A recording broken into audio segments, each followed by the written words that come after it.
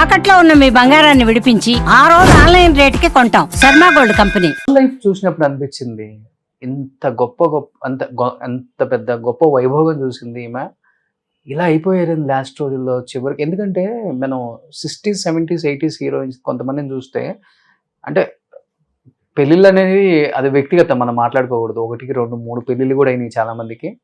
But చివరి రోజుల్లో తినడానికి తిండి లేక, ఉండటానికి ఇల్లు లేక, దీనమైన స్థితిలో చనిపోయిన గొప్ప గొప్ప నటీనటులను కూడా చూసాం. అండ్ మీరు దగ్గర నుంచి చూసారు కాబట్టి ఎవరిని చూసినప్పుడు చాలా పెయిన్ఫుల్ గా అనిపించింది, అరే ఇలా జరిగి ఉండకూడదు అని.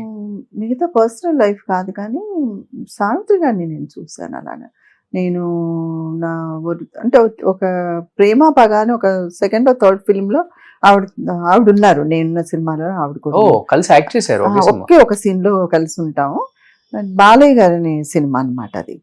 ఆ సినిమాలో చేశాను కానీ అప్పటికి అందరికీ మాకు సావిత్రి గారి ఎ బుక్ ఇన్ ఫిల్మ్ ఇండస్ట్రీలో. ఆవిడ ఒక చాప్టర్, అంత మాకు ఇది ఉండేది గౌరవం.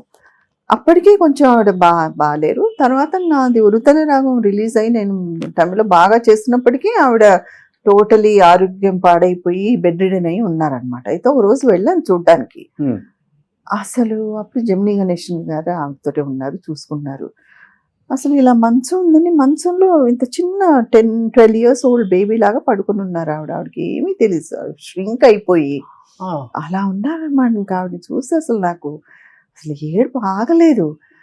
ఆ జమినీ గణేషన్ గారు వచ్చి, చూడమ్మా తమిళ్లో பாருமா யாரு வந்திருக்கா பாரு, ஒருத்தல ரூபா வந்திருக்குన్న பாக்குறதுக்கு అట్లా అని చెప్తుంటే ఆవిడ అసలు కోమాలో ఉన్నారు. అంటే కళ్ళు తెరిచున్నారండి? లేదు, కళ్ళు మూసుకుని ఉన్నారు. చాలా ఒక చిన్న పాపలాగా ఉన్నారనమాట. ఇంకా ఆ రోజంతా మైండ్ నాకు చాలా I was depress that day. ఆ తర్వాత ఒక 1 or 2 months లో పోయారు.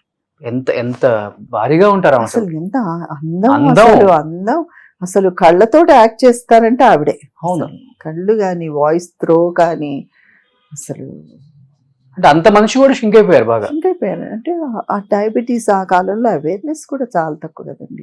ఇప్పుడు అసలు కొంచెం అతి అయినా కూడా హెల్త్ అవేర్నెస్ చాలా ఉంది మనకు, అప్పుడు లేదు. ఆవిడని నేను చూశాను. చివరి రోజుల్లో జమినీ గణేషన్ గారు చూసుకున్నారు.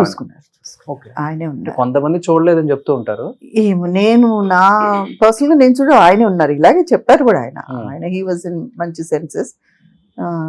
అప్పటికి నేను పెద్ద స్టార్ హీరోయిన్ లాగా పెద్ద హిట్ కదా ఫిల్మ్. నేను వెళ్తే ఆయన లోపల తీసుకెళ్ళి అలా అంటుంటే ఆవిడకి ఏమీ తెలియలేదు. నేనే చూసేసి దండం పెట్టుకుని వచ్చేసి చాలా బాధపడ్డాను. పెద్ద ఇంట్లోనే ఉన్నారు అమ్మ? మరీ పెద్ద ఇల్లు కాదు. నేను కూడా మహానటిలో ఫస్ట్ చూపిస్తారు ఒక ఇల్లు, మీడియం హౌస్, అవును, ఇండిపెండెంట్ హౌస్, దాంట్లో ఉన్నారు. ఆయన కూడా దాంట్లోనే ఉన్నారు. హీ టుక్ కేర్, లాస్ట్ మాత్రం హీ వాజ్ దేర్ నేను చూసినంత వరకు.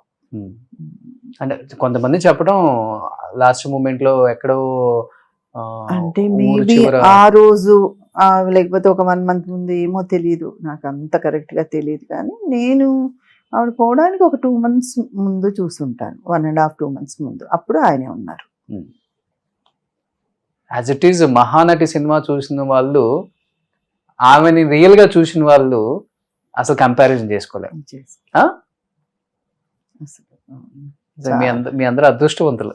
చాలా అట్లీస్ట్ ఆమె బ్లెస్సింగ్స్ అన్న తీసుకొని ఆమెతో ఒక సీన్ లో యాక్ట్ చేశారు. కానీ అసలు ఆవిడ వ్యక్తిగతంగా కూడా చాలా గొప్పవారండి. అసలు ఆవిడ అక్కడ వచ్చారు కదా, అప్పటికీ కొంచెం అంటే ఆవిడకి ఆ రోల్ చేయాల్సిన అవసరం కూడా లేదు, ఏదో పోనీ పాపం అని పిలిచి ఇచ్చినట్టున్నారు ఆ రోల్ ఆవిడకి అవసరం అని.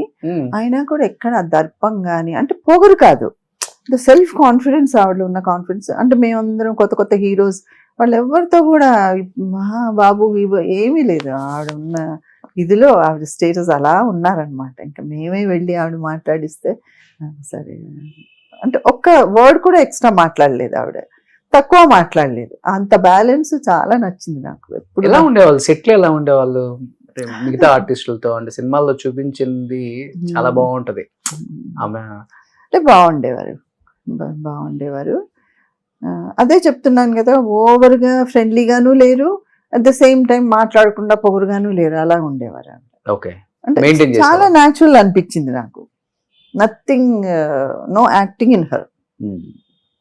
నేను పెద్ద హీరోయిన్ అని అది చూపెట్టుకోలేదు, లేదు అతిగా మాట్లాడను లేదు.